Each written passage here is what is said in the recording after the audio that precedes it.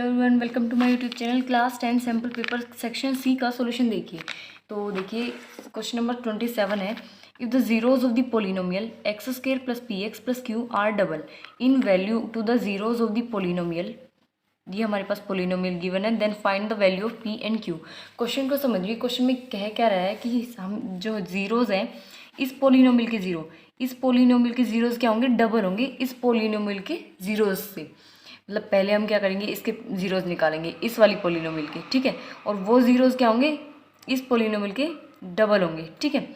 इसके जीरोज क्या होंगे, डबल होंगे इस पोलिनोमियल के जीरोज से। तो वहाँ से हमें पी और क्यू की वैल्यू निकालनी है। तो सबसे पहले देखिए ये पोलिनोमियल हमने लिख लिए, इसके जीरोज निकालेंगे। देखिए मल्टीप्लाई करें तो क्या आना चाहिए 6 माइनस का, और प्लस या माइनस करने पर क्या आना चाहिए माइनस का 5। तो यहाँ पे जीरोज बनेंगे -6 और +1, ठीक है। तो यहाँ से ले लिया 2x square minus 6x plus में x माइनस 3, यहाँ से कॉमन लिया 2x, यहाँ से बचा x माइनस 3, यहाँ से कॉमन लिया 1, यहाँ से बचा x माइनस 3, ये आ गया 2x प्लस 1 x माइनस 3। तो यहाँ से जीरोज क्या आए, x minus 3 is equals to 0, 2x plus 1 is equals to 0 करने पर क्या आए, x की वैल्यू 3 आ गई और एक आ गई माइनस का 1/2। ये आ गई हमारी इस पोलिनोमियल के जीरोज। अब इसके जीरोज बोल रहा है कि इसके जीरोज से डबल है इसके जीरोज।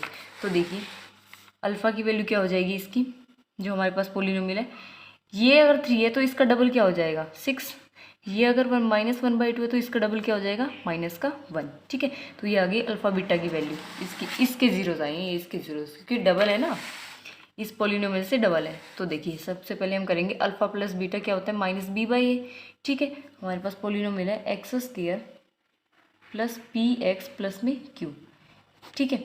यहाँ से देखिए alpha plus beta is equals to क्या होता है -b/a। कंपेयर कीजिए, ये होता है ax square plus bx plus में c। तो देखिए b की वैल्यू क्या है यहाँ पे p है और फॉर्मूले वाला माइनस, ठीक है। a की वैल्यू क्या है 1।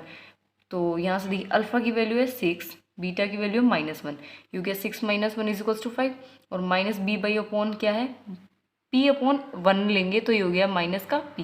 तो यहाँ से माइनस इधर जाएगा तो p की वैल्यू क्या आ जाएगी -5, ठीक है। ऐसे ही प्रोडक्ट ऑफ जीरोस करेंगे, alpha beta is equals to c/a। यहाँ से c की वैल्यू क्या मिलेगी, c की वैल्यू है q और a हमारा है 1। तो यहाँ से हो गया q/1 q होता है, अल्फ़ा की वैल्यू 6 थी, बीटा की वैल्यू -1, तो यहाँ से q की वैल्यू आ गई -6। ये था हमारा 27th क्वेश्चन। नेक्स्ट देखिए 28th क्वेश्चन है, a train covered is certain distance at a uniform speed if the train would have been 6 kilometre faster. मतलब अगर ट्रेन की जो स्पीड है 6 किलोमीटर प्रति घंटा फास्ट कर दी जाए, it would have taken 4 hours less, तो 4 घंटे कम लेगी फॉर द शेड्यूल टाइम से, ठीक है। And if the train were slower by 6 kilometre per hour, मतलब अगर उसकी स्पीड को 6 किलोमीटर प्रति घंटा की से क्या कर दिया जाए, स्पीड को कम कर दिया जाए, it would have taken 6 hours more than the schedule time. तो शेड्यूल टाइम से वो 6 घंटे ज़्यादा लेगी, ठीक है। तो find the length of the journey. तो लेंथ निकालनी है, लेंथ मतलब डिस्टेंस निकालनी है इसकी, ठीक है। तो देखिए सबसे पहले हम क्या करेंगे, लेट करेंगे uniform speed of train x kilometre और लेट शेड्यूल टाइम क्या मानेंगे y आवर्स, ठीक है। तो यहाँ से डिस्टेंस का फॉर्मूला होता है स्पीड इनटू टाइम। स्पीड हमारी क्या है x और टाइम क्या है y, तो ये हो गया xy किलोमीटर। तो अकॉर्डिंग टू फर्स्ट कंडीशन में क्या कह रहा था कि अगर स्पीड को बढ़ा दिया जाए 6 किलोमीटर प्रति घंटा से, और तो टाइम हमारा क्या हो जाएगा 4 घंटे कम। तो स्पीड देखिए, स्पीड हमारी x है तो x में क्या हो जाएगा प्लस हो जाएगा 6, क्योंकि क्या हो रही है स्पीड क्या करी जा रही है, बढ़ाई जा रही है। तो बढ़ाने के लिए क्या करेंगे प्लस, और टाइम क्या हो रहा है कम, तो y-4 is equals to distance क्या हो गई xy, ठीक है। तो यहाँ से देखिए इसको सोल्व करेंगे, ये आएगा xy - 4x plus 6y - 24 is equals to xy से xy कैंसिल, फर्स्ट इक्वेशन हमें ये मिली, ठीक है। सेकंड कंडीशन में बोल रहा है कि 6 किलोमीटर प्रति घंटा से जो स्पीड है वो क्या कर दी जाए कम करेंगे, तो 6 माइनस किया स्पीड में से, और टाइम हमारा बढ़ रहा है 6 घंटे, तो टाइम बढ़ रहा है तो क्या करेंगे प्लस करेंगे, तो ये इज इक्वल्स टू xy लेना है, ठीक है। तो यहाँ से ये सोल्व करने पर ये आ गया हमारे पास, xy से xy गया, यहाँ बचा 6x - 6y is equals to 36। ये बनी हमारी सेकेंड इक्वेशन। अब फर्स्ट इक्वेशन और सेकेंड इक्वेशन को एलिमिनेशन मेथड से सोल्व करते हैं। तो देखिए इनको सोल्व करेंगे तो 6y से 6y कैंसिल, ये मिला -4 6x -4 + 6x, तो ये मिला 2x, और ये 24 + 6 36 60 हो गया। तो 2 से काटेंगे, ये मिला x की वैल्यू 30। यहाँ से x की वैल्यू 30 पुट करेंगे इक्वेशन फर्स्ट में। इक्वेशन फर्स्ट में पुट करने के बाद y की वैल्यू हमारी मिल जाएगी 24। तो हमें क्या बतानी थी, लेंथ बतानी थी। तो लेंथ यानी कि डिस्टेंस, तो डिस्टेंस का फॉर्मूला क्या था, speed into time. Speed in x है और टाइम क्या है y। तो स्पीड हमारी x की वैल्यू आई 30, y की वैल्यू 24, मल्टीप्लाई करने पर टोटल डिस्टेंस आ गई हमारे पास 720 kilometre. Clear.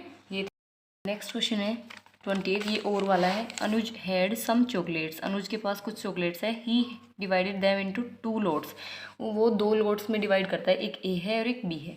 He sold the first lot at the rate of ₹2 for 3 chocolate, मतलब वो फर्स्ट जो लोट है, फर्स्ट लोट में से क्या बेचता है, वो 3 चॉकलेट बेचता है 2 रुपये के हिसाब से।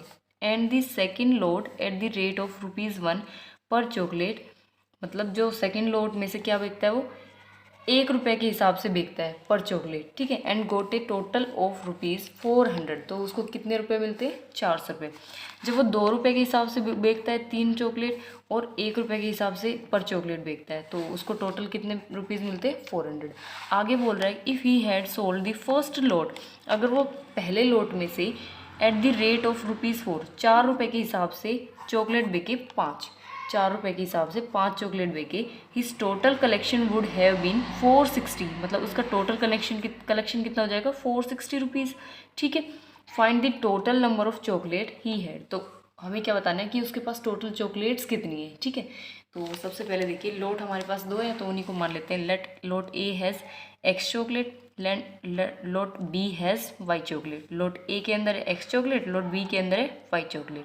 तो इक्वेशन कैसे बनाएंगे, देखिए 2 रुपये के हिसाब से कितनी चॉकलेट बेच रहा है, 3, मतलब देखिए अगर 2 रुपये की 3 चॉकलेट बेच रहा है 2 रुपये में, ठीक है, 3 चॉकलेट बेच रहा है 2 रुपये के हिसाब से, तो एक चॉकलेट कितने की बेचेगा, 2/3, ठीक है, 2/3 बेचेगा। तो ऐसे ही ये हो जाएगी इक्वेशन 2/3, और चॉकलेट कितनी है, x लोट ए में, ठीक है, प्लस फिर बोल रहा है कि 1 रुपये के हिसाब से चॉकलेट बेच रहा है पर चॉकलेट, तो ये हो जाएगा बी के अंदर 1 × y, मतलब 1 रुपये की चॉकलेट कितनी, 1 रुपये की एक चॉकलेट, ठीक है।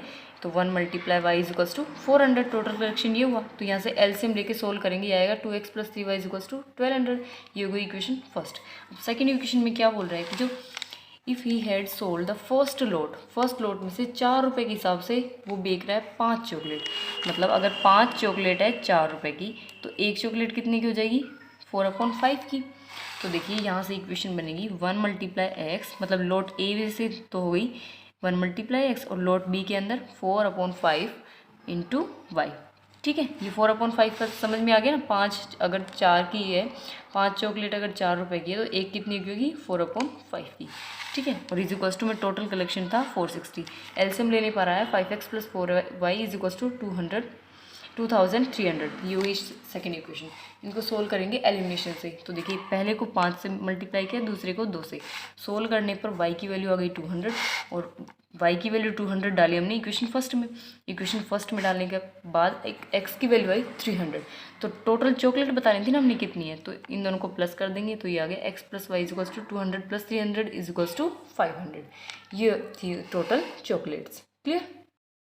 29 question, prove that the following, tan³ θ/1 + tan² θ plus में कोट क्यूब आएगा यहाँ पे, कोट³ θ/1 + cos² θ किसके इक्वल प्रूव करना है, sec θ cosec θ -2 sin θ cos θ। तो हम LHS को लेंगे और RHS के इक्वल प्रूव कर देंगे। तो देखिए ये हमने ली LHS। तो देखिए tan क्या होता है हमारे पास, sin θ/cos θ, क्यूब है तो ये हो जाएगा sin³ θ/cos³ θ। नीचे हमने देखिए 1 + tan² θ किसका फॉर्मूला होता है, sec² θ का, ठीक है। यहाँ पे देखिए कोट³ θ है, कोट क्या होता है, cos/sin, क्यूब है तो क्यूब कर दिया इनका। 1 + cot² θ किसका फॉर्मूला होता है, cosec² θ का, ठीक है।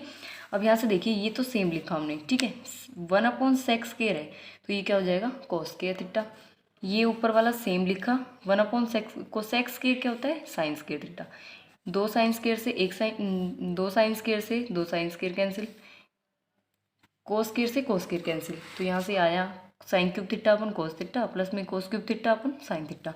एलसीएम लेंगे, एलसीएम लिया तो ये आ गया साइन 4 थीटा प्लस में कोस 4 थीटा अपन में कोस थीटा साइन थीटा। अब यहाँ पे देखिए एक फॉर्मूला होता है A square plus B square is equals to formula होता है ए प्लस बी का होल स्केयर माइनस 2ab।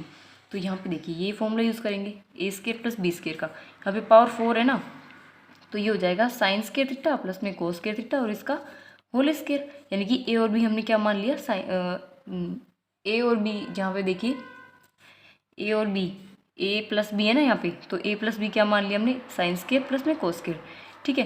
तो इसका whole square minus 2 sine square theta cos square theta upon में साइन थीटा कोस थीटा, ये किसके इक्वल होता है 1 के, माइनस ये सेम, ठीक है, ये नीचे सेम। तो यहाँ से देखिए ये साइन थीटा कोस थीटा दोनों को डिवाइड कर रहा है तो अलग अलग लिख दिया हमने, ठीक है। तो यहाँ से देखिए ये तो सेम रहेगा, यहाँ से एक साइन थीटा से एक साइन थीटा, एक कोस थीटा से एक कोस थीटा कैंसिल, यहाँ से ये आया 1 अपॉन साइन होता है 1 अपॉन साइन कोसेक थीटा और 1 upon cosec theta, minus ये ऊपर बचा 2 साइन थीटा कोस थीटा, यही हमारा RHS है। तो देखिए हमने लिख दिया है यहाँ पे कि LHS किसके इक्वल आ गया है RHS की, हैंस प्रूव। 30th क्वेश्चन है prove that a parallelogram circumscribe a circle is a rhombus. तो देखिए ये सेम क्वेश्चन 10.2 एक्सरसाइज का 11th क्वेश्चन है, ठीक है। तो वहाँ से भी कर लेना, मैंने अपने चैनल पे भी कराया हुआ है, तो यहाँ से फिर से देख लीजिए। तो यहाँ पे देखिए एक पैरेललोग्राम के अंदर क्या बना हुआ है, सर्कल बना हुआ है, ठीक है। ये इसके ABCD नाम दे दिए, इसके जो ये हमारे पास पॉइंट्स है PQRS है, ठीक है, एक्सटर्नल पॉइंट्स है ये। तो यहाँ से देखिए गिवन दिया हुआ है ABCD एक पैरेललोग्राम है, और पैरेललोग्राम में क्या होता है कि अपोजिट साइड इक्वल होती है, ABCD के इक्वल ADBC के इक्वल। प्रूव क्या करना है, ABCD एक रोम्बस है, तो रोम्बस का प्रूव करेंगे जब इसके चारों साइड एक दूसरे के इक्वल होगी। तो देखिए करते हैं प्रूव। यहाँ से देखिए AP किसके इक्वल है AS के, और BP किसके इक्वल है BQ के, CQ CR के इक्वल, और DS DR के इक्वल, ठीक है। यहाँ से ये लिख दिया है, इनको equation first second third fourth मान लिया। ये क्यों लिखे इक्वल, क्योंकि यहाँ पे इसका रीजन दे दे रहा, tangents from external points are equal length, मतलब जो एक्सटर्नल पॉइंट्स होते हैं टेंजेंट के, तो वो उनकी लेंथ क्या होती है, इक्वल होती है, यानी कि AP AS के इक्वल, BP BQ के, DR DS के, और CR किसके CQ के इक्वल होगा, ठीक है। यहाँ से हम फिर क्या करेंगे, चारों इक्वेशन को ऐड किया, ऐड करने देखिए ये मिला हमारे पास। तो यहाँ से देखिए AP प्लस BP क्या लाइन मिली AB, CR plus DR CD, AS plus DS AD, BQ plus CQ का मिलेगा BC, ठीक है। तो यहाँ से देखिए हमने गिवन में बोला था ABCD के इक्वल है, AD BC के इक्वल है, तो हम यहाँ से CD को AB लिख सकते हैं और BC को AD। तो ऐसे मिलेगा twice of AB is equals to twice of AD, 2 से 2 कैंसिल, AB किसके इक्वल मिला AD से। तो यहाँ से हम कह सकते हैं कि ABBCCD इक्वल टू AD है, मतलब चारों साइड एक दूसरे के इक्वल है, और चारों साइड इक्वल है तो हम कह सकते हैं सो ABCD से रोम्बस, हैंस प्रूव, ठीक है। ये क्वेश्चन भी हमारा 10.2 एक्सरसाइज का 9th क्वेश्चन है, सेम वैसे ही करना है, ठीक है। तो देखिए क्वेश्चन में in figure XY and X' are two parallel tangents to a circle with centre O and another tangent AB with point of contact C intersecting XY at A and X', Y' at B. What is the measure of AOB? तो यहाँ से देखिए हम क्या करेंगे, AOB ये जो है ना, इसका एंगल फाइंड करना है, ये एंगल। तो कैसे करेंगे, तो यहाँ से सबसे पहले कंस्ट्रक्शन करेंगे, जॉइन OC, हम OC को ज्वाइन करेंगे, यहाँ से एक पॉइंट लेंगे, यहाँ पॉइंट C है, ठीक है, ज्वाइन किया OC को। तो हम सबसे पहले क्या करेंगे, ये दो ट्राइंगल लेंगे, इनको हम कॉन्ग्रुएंट प्रूव कर देंगे, ये कॉन्ग्रुएंट होगी तो ये भी कॉन्ग्रुएंट होगी, ठीक है, और एंगल्स इक्वल दिखा देंगे। तो यहाँ से देखिए करना कैसे है, हमने ट्राइंगल ली, in triangle OPA and OCA, ठीक है, इन दोनों में देखिए इनको कॉन्ग्रुएंट प्रूव करते हैं। तो यहाँ पे OP और OC क्या है, रेडियस है, AP और AC क्या है, टेंजेंट्स है एक्सटर्नल पॉइंट से, ठीक है, और OA दोनों में कॉमन है। तो यहाँ से हम कह सकते हैं दोनों ट्राइंगल क्या है, सिमिलर है बाई साइड रूल, और सिमिलर है तो एंगल भी इक्वल होंगे, एंगल POA एंगल COA के इक्वल होगा बाय CPCT, इसको इक्वेशन फर्स्ट नाम दिया। सिमिलरली हम कह सकते हैं ये दोनों ट्राइंगल भी क्या होंगे, कॉन्ग्रुएंट होगी बाय साइड रूल, और एंगल भी क्या होंगे, इक्वल बाय CPCT, इसको इक्वेशन सेकेंड नाम दिया। हम जानते हैं वी नो दैट POQ, यहाँ पे देखिए POQ क्या है, एक डायमीटर भी और स्ट्रेट लाइन भी है, और स्ट्रेट लाइन पे कितने डिग्री का एंगल बनता है, 180 डिग्री का। तो यहाँ पे POQ कितने डिग्री का हो गया, 180 डिग्री। अब POQ के अंदर जितने भी एंगल्स है सबका सम लेंगे, POA, ठीक है, COA, इस तरह से देखिए POA plus COA plus QOB plus COB is equal to किसके हो गया, 180 डिग्री के। ठीक है। अब यहाँ से देखिए POA को हमने लिखा COA और QOB को लिखा COB। इससे इक्वेशन फर्स्ट और सेकेंड से, क्योंकि ये दोनों एक दूसरे के इक्वल है। ठीक है। अब यहाँ पे मिला twice of angle COA plus angle of COB is equals to 180 degree. 2 से 180 कट गया तो यहाँ मिला angle COA plus angle COB is equals to 90 degree. तो यहाँ पे देखिए COA और COB ये किसके अंदर है? AOB के अंदर। तो ये कंप्लीट एंगल कितने डिग्री का हो गया? 90 डिग्री का। तो हम यहाँ से कह सकते हैं कि एंगल AOB कितने डिग्री का आ गया? 90 डिग्री का। Hence prove. Clear. Last question है 31st। देखिए 2 coins are tossed simultaneously, what is the probability? First part में एटलीस्ट 1 हेड, सेकंड में एट मोस्ट 1 टेल, थर्ड में a head and a tail. तो देखिए 2 कॉइन है, उनको साइमल्टेनियसली टोस्ट किया गया, तो आउटकम्स क्या क्या मिलेंगे? Head head, head tail, tail head, head head, tail tail. ठीक है। तो सबसे पहले पार्ट में निकालना है एटलीस्ट 1 हेड। एटलीस्ट मतलब एक तो होना चाहिए, एक से ज़्यादा भी हो सकते हैं। तो देखिए एक इसमें 1 2, एक से ज़्यादा भी है तो 3 है टोटल। तो 3 है हमारे पास। एटलीस्ट 1 हेड मतलब 3 और टोटल आउटकम्स है 4, तो ये मिला 3/4। सेकेंड पार्ट में एट मोस्ट 1 हेड मतलब एक तो होना ही चाहिए, ना भी हो तो भी चलेगा। तो कितने ऐसे? 1 2 3, तो मिलेगा 3/4। नेक्स्ट में निकालना है probability of a head and a tail. तो एक बार हेड हो और एक बार टेल, तो कितने हैं? टोटल 2 ही हैं, तो ये मिलेगा 2/4। 2/4 मतलब 1/2। तो ये हो गया आपका last question complete. I hope आपको समझ में आ गया होगा।